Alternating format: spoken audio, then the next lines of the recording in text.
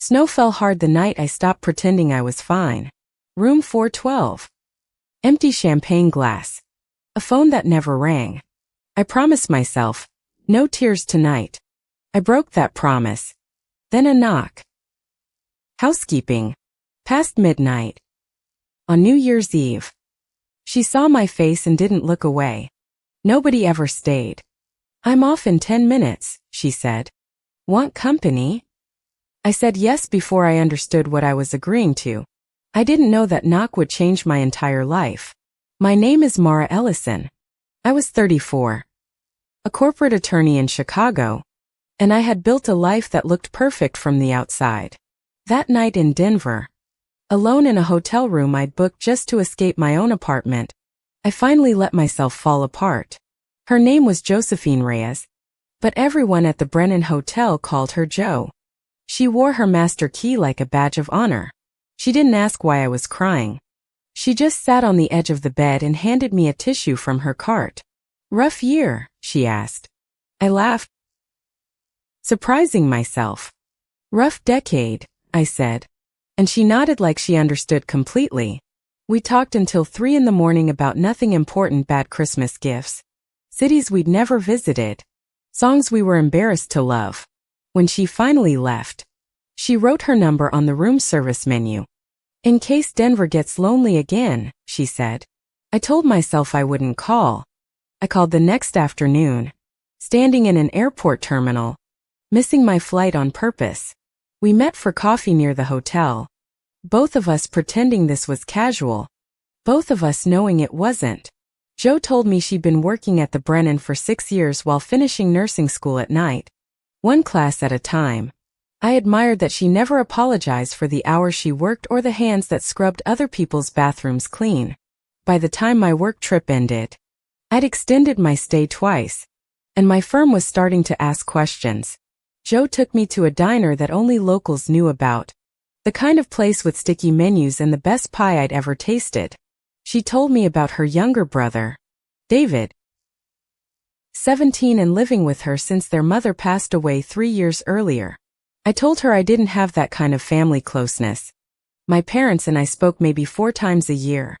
Always briefly. Why? She asked. And I gave my usual answer, busy schedules. Different lives. She looked at me like she didn't believe it. I wasn't ready to tell her the real reason yet. I'd spent 15 years learning how to hide it well.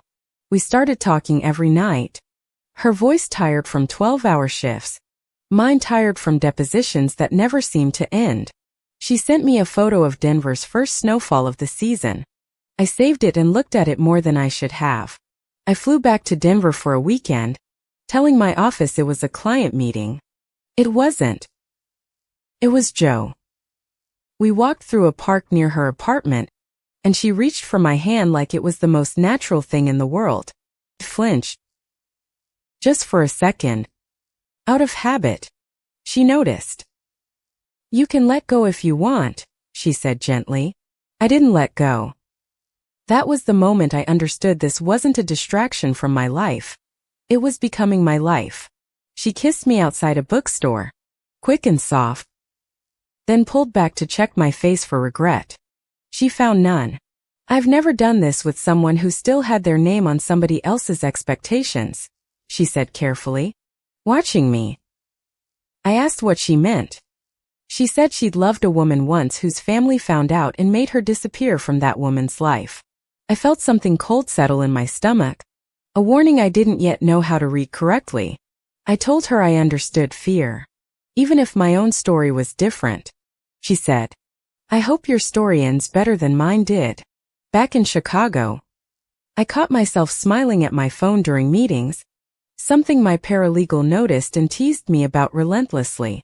I started flying to Denver every other weekend, exhausting myself, but the exhaustion felt worth it every single time. Jo introduced me to David over pancakes. He studied me like a bodyguard sizing up a stranger, then decided I was harmless. She talks about you like you're the only interesting thing that's happened to her in years, David said. And Jo threw a napkin at him. I met Jo's coworkers too, a warm, loud crew who treated the hotel like a second family. And slowly, they included me. One night Joe admitted she'd been engaged once, years ago, to a man. Before she understood herself fully, I didn't judge her for it. It took me a long time to stop performing a life I thought I was supposed to want, she said.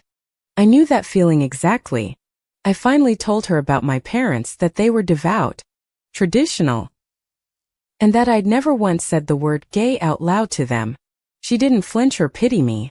She just squeezed my hand and said, "You don't owe anyone your whole story at once." That patience was new to me. Everyone in my life had always wanted answers immediately. Explanations, justifications, apologies. We spent a weekend doing nothing, cooking badly, watching old movies, falling asleep on her couch tangled together like it was ordinary. I realized I hadn't checked my work email in 19 hours. For a corporate attorney, that was practically a miracle. Joe's grandmother, who lived 2 floors below her, started leaving extra tamales at Joe's door whenever I visited. I took it as approval. Abuela doesn't approve of much, Joe said, laughing. So consider yourself extremely lucky. I did feel lucky. Terrifyingly, wonderfully lucky. My mother called during one of my Denver weekends, asking why I sounded distracted. I said I was working. It wasn't entirely a lie. Joe asked once if I'd ever consider moving, and I said maybe, testing the word in my mouth like it might burn. She never pushed. She let the maybe sit there, patient. The way she seemed to let most hard things sit until they were ready. I started imagining a version of my life that didn't revolve around billable hours and my parents' approval. It scared and thrilled me equally. We celebrated 6 months together quietly. Just the 2 of us. A bottle of cheap wine and a view of the Rockies. I used to think love had to be dramatic to be real, I told her. You've taught me it can just be steady, Joe mentioned, almost in passing, that she'd once worked at a hotel in Chicago before moving to Denver. I filed that away. Curious. Why'd you leave Chicago? I asked. She hesitated, then said, long story. I'll tell you when it doesn't hurt to say out loud. I let it go, not wanting to push the one door she hadn't opened for me yet. My firm offered me a spot on a major case that would keep me in Chicago for months. I said yes. Distracted by Joe, I missed a partner meeting because my flight to Denver got delayed by a storm. My supervising partner, Grant Whitfield, was not pleased. Where exactly does your head go every other Friday? Grant asked. I mumbled something about a family obligation. He didn't buy it. Joe and I started talking, half joking, about what it would look like if one of us eventually moved to be with the other. I loved her laugh most in the mornings, rough and unguarded, before she'd fully decided to be careful with the world again. She told me that I never made her feel small for cleaning rooms while I argued cases in courtrooms. Some of my law school friends would never, I said. Then they're not people worth keeping, she answered simply. For the first time in years, I felt like myself around another person, not the polished version, the actual one underneath. I should have known that kind of happiness always draws attention eventually, the way light draws things out of the dark. A partner at my firm, Diane Okafor, saw me holding hands with Joe in a hotel lobby during a work trip to Denver.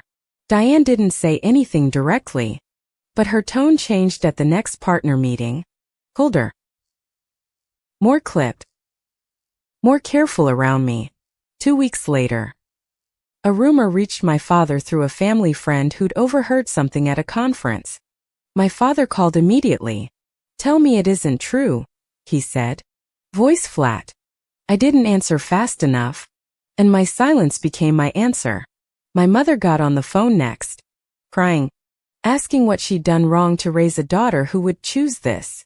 I wanted to say I hadn't chosen anything except honesty, but the words caught somewhere between my chest and my throat. If this is real, you are not welcome at your sister's wedding, my father said, and hung up before I could respond. I sat on my apartment floor for an hour, phone in my lap, feeling 14 years old and utterly powerless again. I didn't tell Joe right away. I needed one more night of not being the woman whose family had just disowned her. When I finally told her, she held me without saying anything useful or hollow, just present, just steady, just there.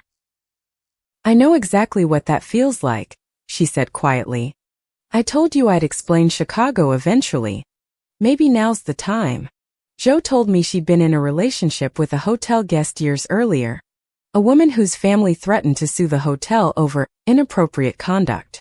The hotel fired Joe to avoid a lawsuit, even though nothing inappropriate had happened, just two women falling in love. I promised myself I'd never let anyone's family destroy something good again, she said. And here we are anyway. I felt the weight of her fear land directly on top of mine. Two griefs stacking instead of comforting each other. Meanwhile, Grant Whitfield began quietly reassigning my cases, citing team balance. Though everyone understood what was actually happening, Diane Okafor, turned out, sat on the same charity board as the Brennan Hotel's general manager, a woman named Carol Ibsen. Carol called Joe into her office and said complaints had come in about unprofessional familiarity with a guest. Joe knew exactly who'd complained. One more incident, Carol warned, and I won't be able to protect your position here. Joe left the meeting shaking. I offered to stop staying at the Brennan, to protect her job, and Joe agreed. Though something in her eyes closed slightly. We started meeting only at her apartment. Careful. Quieter. Like we were hiding something shameful instead of something real. David noticed the change in his sister, the tension, the late-night arguments behind closed doors, the exhaustion in her face. Is this because of her family? David asked Joe directly one evening, nodding toward me. Not unkindly, just honestly. Joe didn't answer him. She just kept folding laundry harder than laundry needed to be folded. My sister, Claire, texted me privately. I don't care who you love, but Mom and Dad won't budge. I'm sorry. I appreciated Claire's honesty more than I resented her caution. At least one person in my family hadn't gone completely silent. I started drinking more wine alone at night, telling myself it was stress from the case, not from being erased by my own parents. Joe confronted me about it gently. You're disappearing into this the same way I did in Chicago. I won't watch that happen again. So what am I supposed to do? I snapped, immediately regretting the sharpness in my voice, the unfairness of aiming it at her. I don't know, she said. But I know I can't be the reason you lose everything. And I can't lose everything for you either. It was the first time either of us said the quiet part out loud, that this might cost more than we could afford. I flew back to Chicago that Sunday without our usual airport goodbye. Both of us too raw to perform tenderness we didn't feel. My firm passed me over for a promotion I'd been tracking for 2 years. Grant cited focus issues in the closed-door meeting. I knew exactly what focus issues meant. I just couldn't prove it. And proving it would mean explaining everything. I called my mother one more time, hoping distance had softened her. It hadn't. She asked me not to call again until I'd fixed this. I hung up and, for the first time, didn't cry. Something in me had gone quiet and hard instead of soft and pleading. Joe and I went 2 weeks without speaking, both of us drowning separately in fears that felt too big to say out loud together. David called me directly, which surprised me. She's not eating right, he said. I don't know what happened, but fix it. I asked him why he was calling me instead of being angry at me for whatever damage I'd caused his sister. Because she looks at her phone every 5 minutes hoping it's you, he said. That's not nothing. Don't waste it. I sat with that for a long time before I finally texted Joe. I'm scared too. I don't want to lose you over being scared. She didn't respond for 6 hours. When she did, it was one line. Come to Denver. We need to actually talk. Not text. I booked the next flight, paying triple for a same-day ticket. not caring what it cost anymore. When I arrived, Jo was waiting at arrivals, arms crossed, eyes red like she'd been crying and refusing to admit it. "I'm not doing long-distance heartbreak twice in one lifetime," she said. "So either we're really in this, or we end it clean now." I told her I didn't want clean. I wanted messy, complicated, difficult. Hers all of it. If she'd still have me, even if it costs you your family, she asked.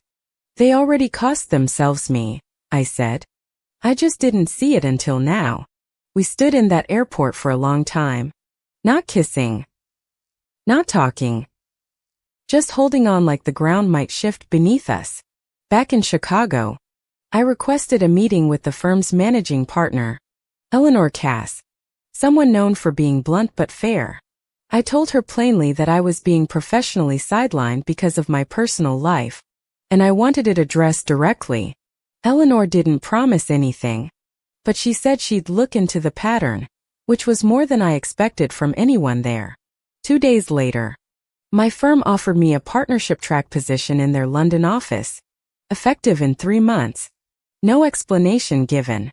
It felt less like an opportunity and more like a polite, expensive way of moving a problem across an ocean. I told Jo about London. She went very still. The way people go still right before they decide not to fall apart in front of you. "That's a big opportunity," she said carefully. "You should take opportunities like that." I hated how generous she was being. "I don't want London," I said. "I want you. I just don't know how to want both things without losing one." Meanwhile, Carol Ibsen called Jo in again, this time with HR present, citing 3 vague professionalism complaints filed anonymously that month. Jo suspected Diane Okafor had made calls beyond the charity board, quietly pressuring the hotel from a corporate account they held there. "They can't fire me for who I love," Jo said to Carol. "No," Carol admitted, "but they can fire you for anything else." That night, Jos oncle Ramon, her late mother's brother, showed up unannounced, saying David needed a more stable, traditional household. Ramon believed Jo's relationship with me made her an unfit guardian, and he threatened to petition for custody of David. I watched Jo, usually so steady, crumble in a way I hadn't seen before, not for herself, but for her brother. "I can survive losing my job," she said. "I cannot survive losing him. He's the only family I have left who stayed." I offered to talk to Ramon myself, to explain, to defend her. But Jo asked me not to. "It'll only make it worse," she said. I felt suddenly, sharply useless, a lawyer who couldn't argue her way out of the one case that actually mattered. David, 17 and furious, told Ramon directly that he wasn't going anywhere. "She raised me." "You sent a birthday card twice," he said. Ramon backed off temporarily, but the threat hung over the apartment like smoke that wouldn't clear from a house. My father, of all people, showed up at my Chicago apartment unannounced, saying my mother didn't know he'd come. "I don't understand this," he said, standing awkwardly in my doorway. "But your mother is falling apart. And so, am I." It wasn't an apology. It wasn't acceptance either. It was just a tired man admitting he was lost, which felt like something. I told him about Jo, really told him. Not the vague version. Her job. Her brother. Her steadiness. Everything I loved about her. He listened longer than I expected, then said, "I need time. I'm not promising anything except that I heard you." It wasn't enough. But after months of silence, it was the first door that had opened even slightly.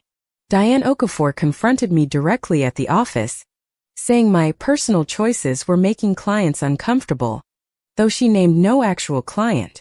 I recorded the conversation on my phone, something Eleanor Cass had quietly advised me to start doing weeks earlier.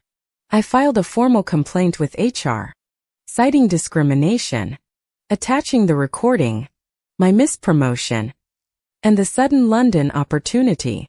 The firm launched an internal review. Grant Whitfield stopped speaking to me entirely, which I considered a significant improvement.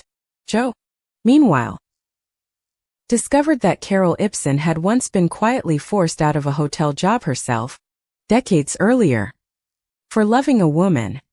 Carol admitted it to Joe privately, tears in her eyes. I let fear turn me into the person who did it to someone else. Carol tore up the anonymous complaints and told corporate she'd found no basis for disciplinary action against Joe whatsoever. It was a small mercy. But after months of losing ground, small mercies felt enormous, felt like actual oxygen. Ramon's custody threat, however, hadn't disappeared. Only paused, waiting for the next reason to resurface and strike again. I told Joe I was turning down London. "Don't do that for me," she said. "I'm not doing it for you," I said. "I'm doing it for us." The firm's internal review concluded that Grant had mishandled my case assignments. He was quietly moved to a smaller regional office. Eleanor Cass offered me the partnership track in Chicago instead of London, along with a formal apology I hadn't expected to receive. I said yes to Chicago. Yes to staying close to Denver. Yes to a life I was finally choosing instead of inheriting. Ramon filed custody paperwork anyway, forcing Joe into a legal process that would determine David's future in a courtroom. I used every connection I had, calling in favors from family law colleagues, building the strongest case Joe could possibly have. David wrote a letter to the court himself, 17 years old, explaining exactly why he wanted to stay with his sister. The night before the hearing, Joe couldn't sleep. I sat up with her, going over documents until the sky turned gray. "Whatever happens," she said, "thank you for not disappearing when things got hard. Most people would have by now." "I'm not most people," I said. "And you're not most people's mistake to survive. You're the best decision I've made." The morning of the hearing, my mother texted me, unexpectedly, "I'm praying for your friend and her brother." I mean that. It wasn't full acceptance, but it was the first time in months she'd acknowledged Joe existed at all, even carefully. We walked into the courthouse together. Joe, David, and me. Three people who had somehow become each other's whole definition of family. The judge would decide by the end of the day whether David stayed with the only parent he had left. The judge ruled in Joe's favor within an hour, citing David's own testimony and years of stable, loving care as decisive. Joe cried in the courthouse hallway, not from sadness this time, but from the sheer relief of a fight finally over. David hugged her so hard he lifted her slightly off the ground, both of them laughing through tears in the marble hallway. I watched them and understood, fully, why I'd risked everything I once thought mattered to stand beside this particular family. That evening, my mother called and asked, quietly, if she could meet Joe. Not approve of her. Just meet her. I said yes carefully, unsure what version of my mother would show up, hopeful and terrified in equal measure. My mother arrived at my apartment with a casserole, an old habit of hers, comfort delivered in Tupperware instead of words. She sat across from Joe at my kitchen table, quiet for a long moment, studying her like a stranger she needed to understand. "I had someone once," my mother said suddenly, surprising us both. "Before your father. A woman named Rosalind. I never told anyone." I sat frozen, hearing a story about my own mother I'd never once imagined existed in her carefully ordered life. "My parents found a letter," she continued. "They sent me to my aunt's for a year. When I came back, I was different. Smaller. I told myself I was protecting you from what happened to me," she said. "I think I was actually just repeating it." Joe reached across the table, not touching my mother, just resting her hand near hers. An offer rather than a demand. "It's not too late to be different now," Joe said gently. My mother nodded, tears sliding down a face I'd rarely seen cry. It wasn't forgiveness delivered all at once. It was a door.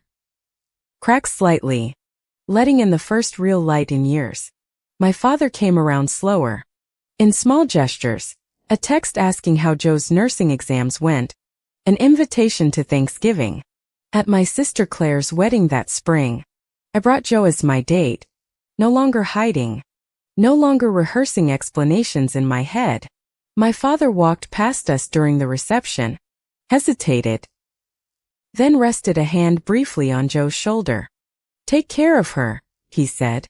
It wasn't the speech I'd once imagined wanting from him. It was better, because it was real and completely unscripted. Joe finished nursing school that summer, finally hanging her badge on the wall instead of her master key from housekeeping. She took a position at a Denver hospital, still exhausted, still overworked, but working towards something she'd chosen for herself. I made partner at my Chicago firm that fall. The same year I finally stopped flying to Denver and started actually living there part-time.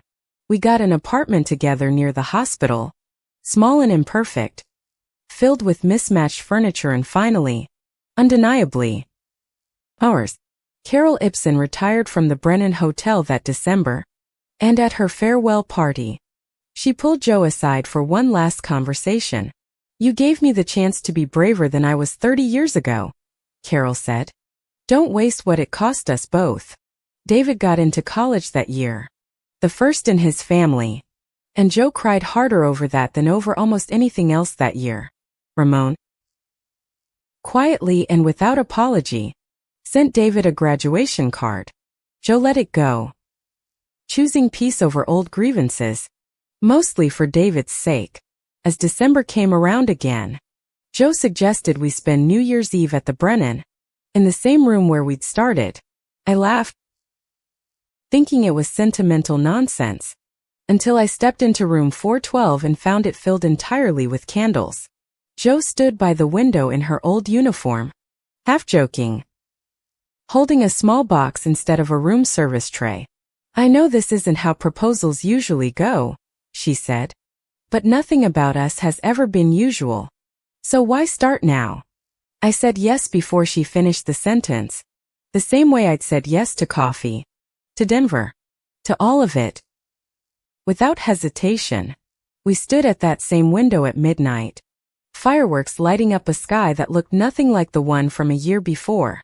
"Last year you found me crying alone in this room," I said. "This year you're the reason I never have to be alone again." Joe kissed me at the stroke of midnight, and somewhere below us, the whole city seemed to exhale into a brand new year. I used to think the worst night of my life happened in room 412. Now I know it was actually the best one. We married the following autumn in a small backyard ceremony, my mother crying happy tears, my father walking me halfway down the aisle. I am no longer the woman who cried alone on New Year's Eve. I am the woman Joe Reyes chose to stay and find. Fendi.